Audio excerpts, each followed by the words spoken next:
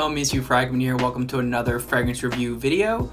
Today we're going to be talking about a fragrance that I'm still kind of mixed on. I've actually brought this up in one of my other videos. It was actually a tag video, and it was a fragrance I was told needs to grow on me a little more. I believe that was Simply Fragrances. Shout out to you, bro, if that was you. It's still kind of iffy with me, and that fragrance is Amouage Reflection Man. And I'm gonna be honest with y'all, I was one of the people that bought into the YouTube hype when this came out, and it didn't really hit me, and it still hasn't for the most part. But before we get into that, if you like these kind of videos, fast to the point review videos, please like and subscribe to Hugh Fragment down below.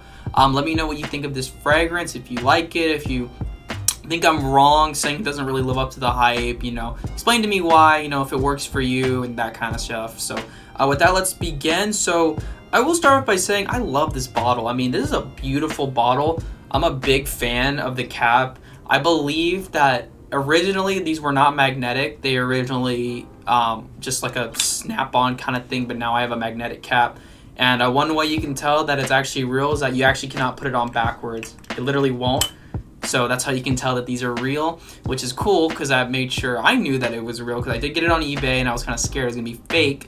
It was still very expensive on eBay though, so keep that in mind when you're buying online. Always be careful who you're buying from. Make sure you read reviews, make sure they're trusted, and all that jazz. But I have to say though, the atomizers on this thing freaking suck. I don't know why they're so bad.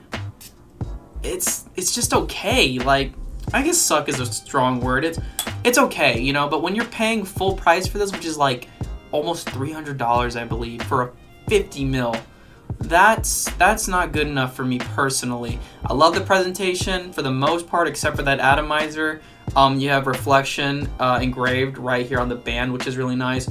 I love the branding on the front. I love the metal on the sides and batch cut on the bottom. Mine actually said it was made in Oman, so I don't know if this is just like a really old bottle that because I hear it doesn't always say made in Oman. You have to let me know about that down below, but that's what mine says on the bottom, which I hope that's legit. So I guess we'll just go off the fact that it is, hopefully. But let's get into the smell. So let's go through the notes real quick. On the top, we got rosemary, pink pepper, and petitgrain.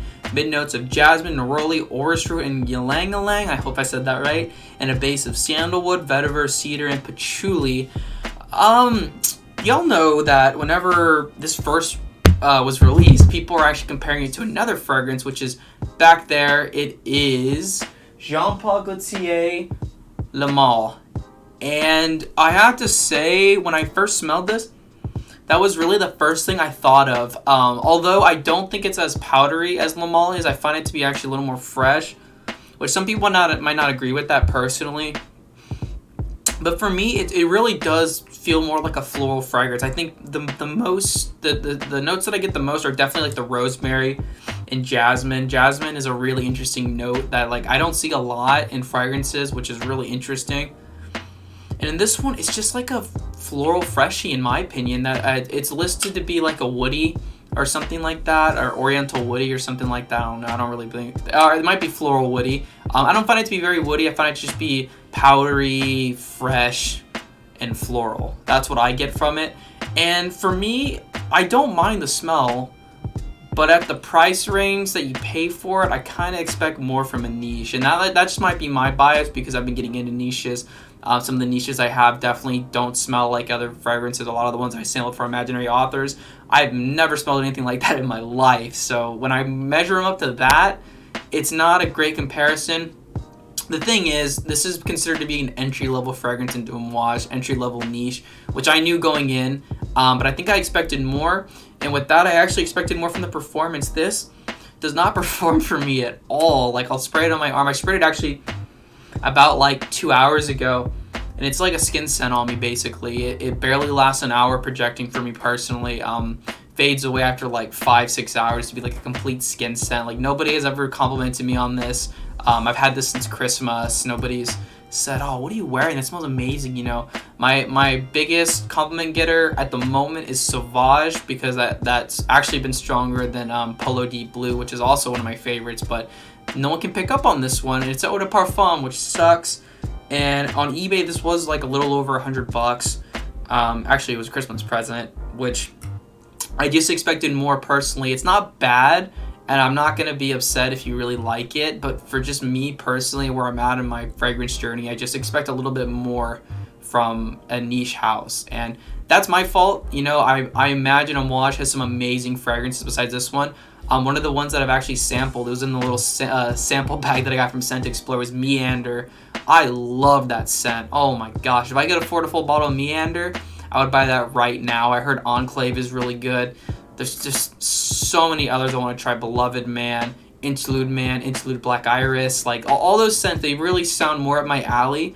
But if you're looking for just an entry-level niche, I would say you can probably just do better than this one, in my personal opinion. You can do cheaper than this one. Also, in my opinion, you can go with like a Cedrat Boisé or like a St. Julep from Imaginary Authors. I feel like there's more options than something like this. But yeah, I know I went into this and I don't think I've ever been this negative towards a fragrance before. I really tried to give this a chance. I did use a decent amount considering all the fragrances that I have. So I really tried. I really tried to give it a chance, and it just could not grow on me as much as I thought it was going to. It grew on me a little bit. That I wore it almost for a week straight, actually, and it just didn't drum up the praise I expect from a great basic smelling fragrance. By basic, I mean daily wear fragrance. Sorry, it's not basic.